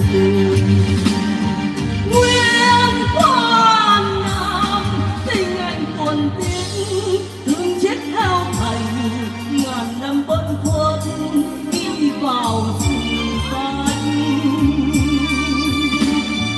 Đã bao năm tên anh còn mãi danh tiếng anh hùng đời sao vẫn nhớ quân lệnh cuối cùng.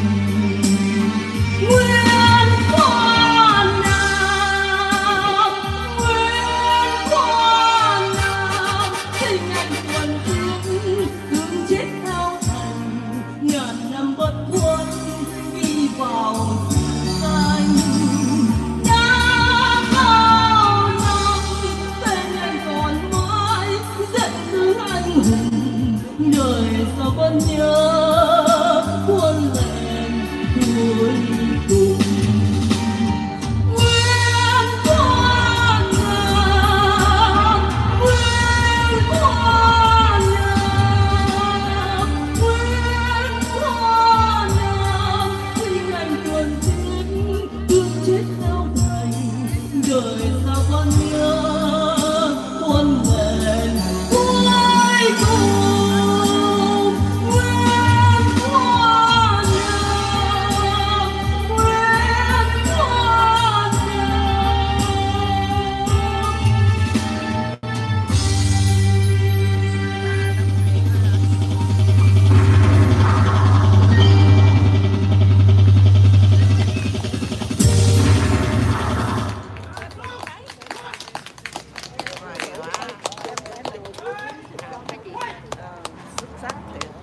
ơi, đứng đó ai quay.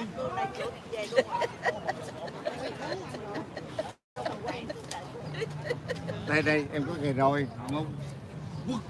Mấy cái đi cục đá.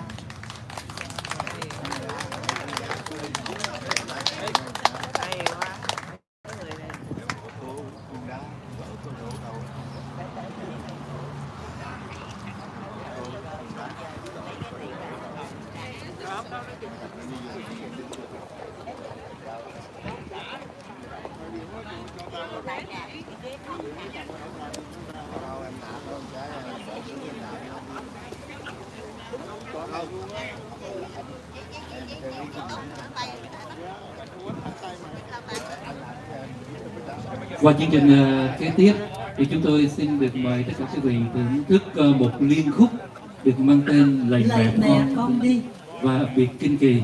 Và bây giờ xin mời quý vị sẽ thưởng thức tiếng hát của Tam Ca Nam, đó là Ba Anh Lính của chúng tôi. Đó là Văn Khoa, Trung Kiên và Duy Hải. Xin mời tất cả các anh bước lên sân khấu. Không, bà đổ đi, đổ này còn.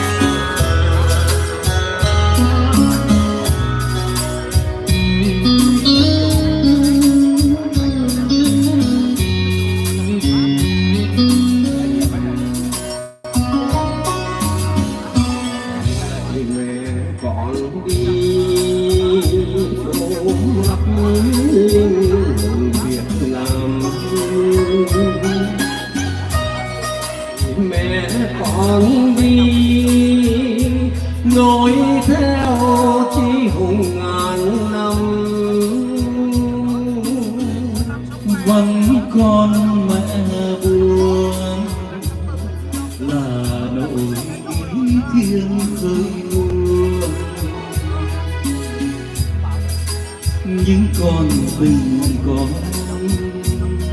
tình nước vương trong tình từ nhỏ con chưa xa vắng quê nhà mẹ một buổi xa con nhớ thương chắc về chẳng buồn biết con đi rồi nhà cửa vắng thêm một người ôi mẹ con từng hy sinh cả cuộc đời mẹ ơi biển lớn sông dài là đây núi non cao trời không thể dạy tình mẹ thương lúc này mẹ ơi ở bữa cơm nào chiều nay cành vắng chim non xin mẹ chớ buồn nhìn về tương lai từ nhỏ còn chưa xa vắng quê nhà mẹ một buổi xa con nhớ thương chắc mẹ chẳng biết con đi rồi nhà cửa vắng thêm một người ôi mẹ vì con từng hy sinh cả cuộc đời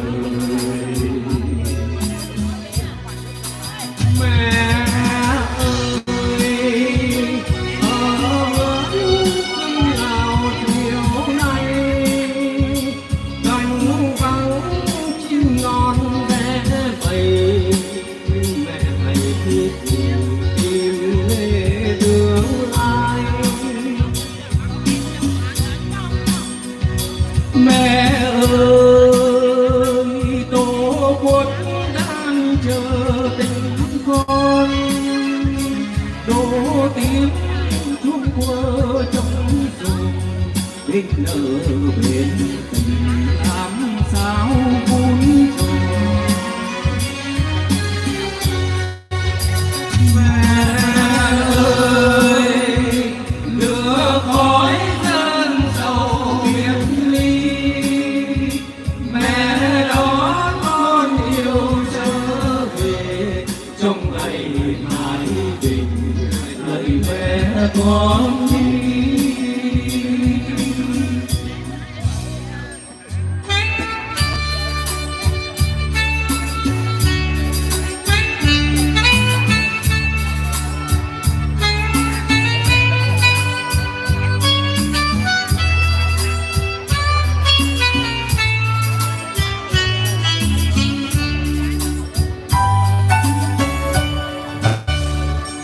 Bạn ơi ngoan hạ xin cạn chén ly bồi, ngày mai tôi đã đi xa rồi. Thành đô lưu luyến chắn bước chân tôi, trước giờ chưa thôi mấy ai không hồi tình duyên buồn vui mãi đi trong lòng tôi. Rồi đây mai này ai gọi tên tôi, bạn ơi hãy nói khoác chiếc đi rồi. Người yêu sinh ấy đã xếp hôn nhiên, giá chưa trường yêu với bao nhiêu bạn. Có thể là khi được nói vui cùng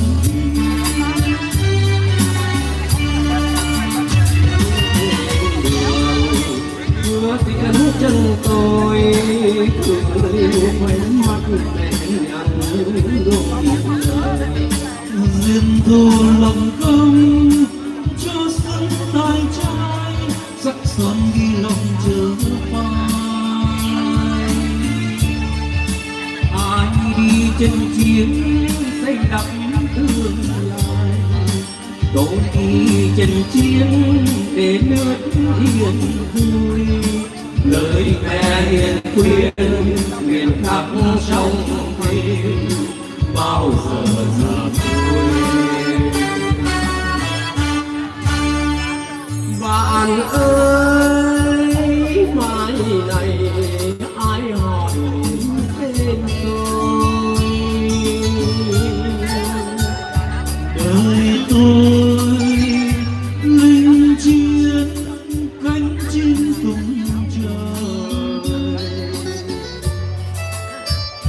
Ngày nào khi đất nước hết binh đao, giữa đoàn hùng binh có tôi đi hàng đầu, trở về thành đô nắm tay ta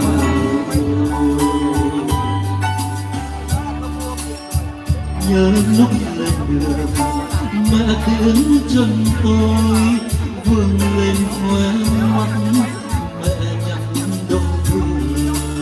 Việc thu lập công cho sáng tay trái sắc son như lòng chớ phai. Ai đi chân chiến xây đắp tương lai, tôi đi chân chiến để nước yên vui. Lời mẹ hiền khuyên nguyện khắc trong tim bao giờ già quên.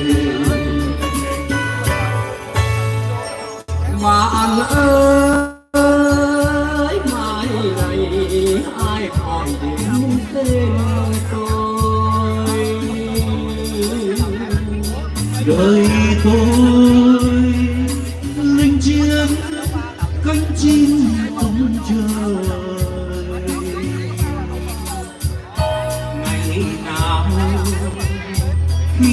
đất nước hết binh vào, giữa lùng binh có tôi hàng đầu, trở về thành đô nắm tay ta mừng, trở về thành đô nắm tay ta mừng, trở về thành đô nắm tay ta mừng. Trong khi xin quà như ấy sẽ được cảm ơn tất cả các vị rất nhiều. Xin cảm ơn tất cả quý vị quan khách đã có mặt hôm nay với một cái chương trình phải nói là tri ân chiến sĩ. Thì chúng tôi là những người thế hệ sau, nhưng mà chúng tôi luôn cảm ơn và cảm ơn tất cả những tấm lòng của những chiến sĩ đã ngã xuống cho đất nước để giành lại một cái gì đó mà ở nơi đây, dù ở đất khách quê người, nhưng chúng tôi một lòng luôn nhớ đến những anh em đã ngã xuống, những chú bác đã ngã xuống. Và bây giờ thì phải nói là chúng ta luôn duy trì những cái tình yêu thương, phải nói là có lớp trước thì mới có những cái sống sau.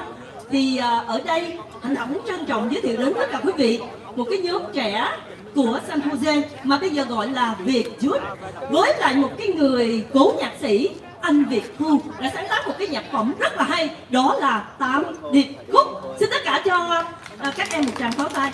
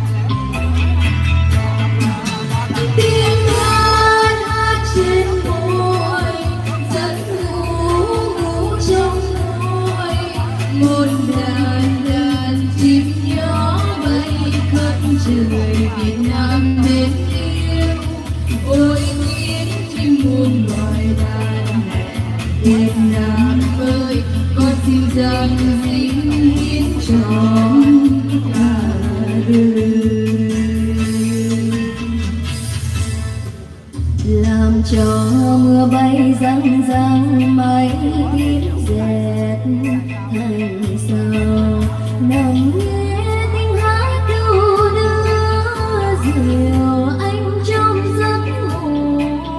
Ôi tiếng ru ru ngọt ngào Việt Nam ơi, ai chia ly tan ta cả ngàn đời. Cho mưa bay răng răng mây tím dệt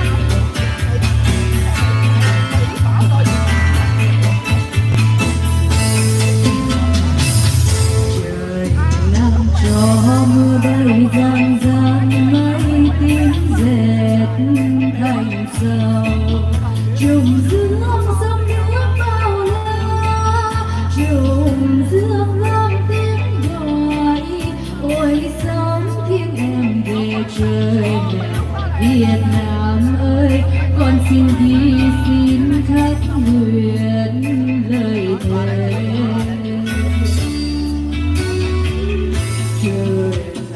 Cho mưa bay răng răng mấy tiếng rền thành sầu, rừng thiên nơi đó âm u, rừng thiên vang tiếng thổi, ôi núi em về muôn mẹ Việt Nam ơi, con xin đi xin khắc nguyện lời thề.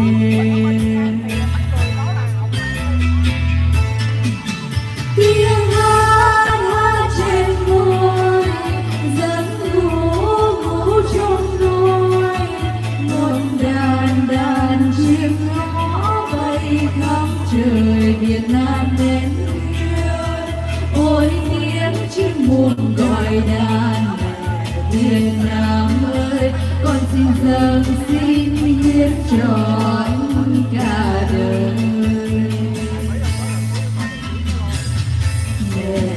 Việt Nam ơi, con xin dâng xin hiến trọn cả đời.